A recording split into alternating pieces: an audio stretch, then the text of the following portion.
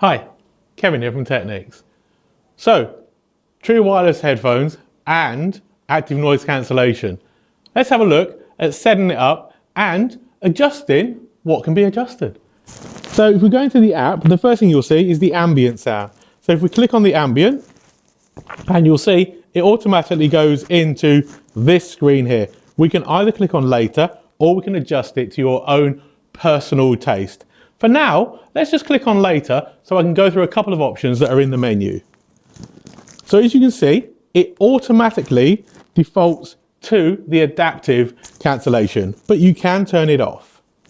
Alternatively, we can then go to this ambient sound here, which is a really common thing that people use the wrong way around. And maybe this is what you're experiencing.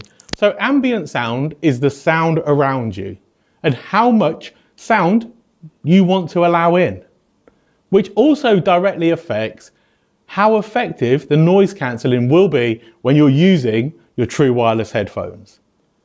And minimum is more, because the lower you turn it down towards minimum, the less sound it will let through.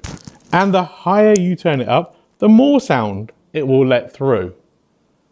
On top of that, there are also two other settings in this little side window. There's transparent and attention mode. Attention mode is really helpful. It's really helpful for those moments when you're listening to music, but you're sat in an airport and you don't want to miss the announcements about your flight. It's also really good if you're out and about and you're walking, but you want to be able to hear people that call your name, etc., but you don't want to hear the cars rushing past.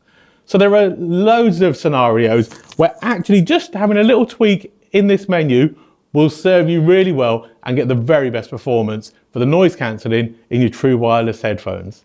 Thank you very much. We'll see you in the next one.